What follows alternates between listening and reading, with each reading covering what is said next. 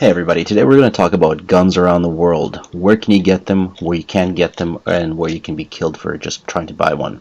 First off, with China, you cannot have a weapon as a private citizen, not allowed, punishable by death. Hong Kong, some laws are still in place for having a firearm, but it must be stored in a locked box and ammunition must be kept at a different premises. Russia, citizens can have up to 10 guns, that's 5 shotguns and 5 rifles.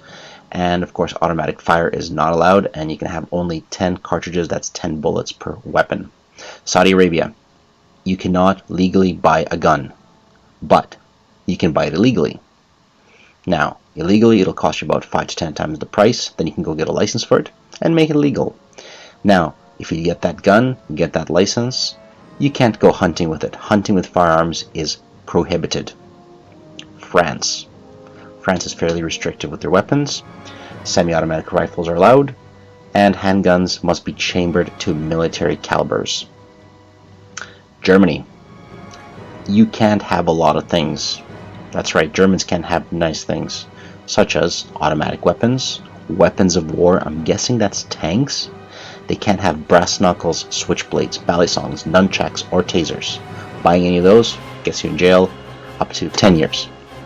Now, you can't have a gun, and that's a hunting rifle or a target rifle, but you must be a member of a shooting club and go there at least 18 times a year. North Korea, no weapons for you. You might overthrow the government, and we can't have that. South Korea, also no weapons for you. Very restrictive. Crossbows, electric shock devices are also not allowed, and you can't have a gun for hunting, but it must be stored at the local police department.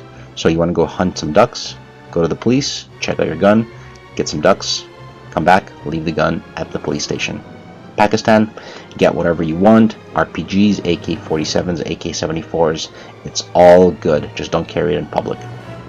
Australia, civilians can have guns for genuine reasons such as hunting or target practice, including pistols. However, you cannot have a weapon for personal protection. Canada, 3 categories.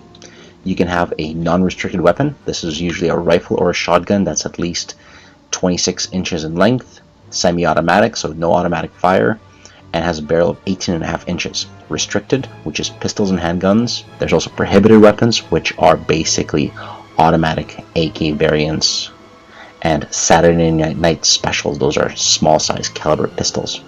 We'll do a separate video about that. Mexico, citizens and residents are allowed to have firearms. They must be approved by the Defense Ministry, and there's a whole bunch of forms and background checks, and you must have a carry license to carry it. United Kingdom, different parts of the country have different laws. For example, Northern Ireland has the highest rate of gun ownership in the world. England and Wales have the lowest rates. Scotland has the very lowest because they're tossing cabers. Private ownership of firearms is fairly common, but you must have safe storage regulations, rules, and self-defense is no longer accepted as a reason anywhere in Britain other than in Ireland.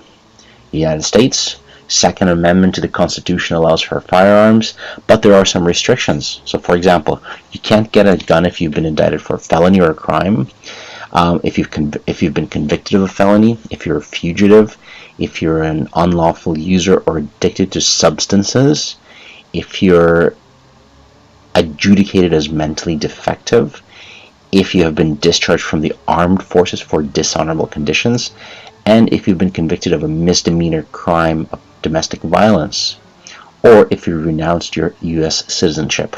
So that's an overview of what's happening around the world when it comes to guns. Make sure you like this video, make sure you give me a thumbs up, and comment. I want to hear from you, and tell me what kind of video you want to hear next.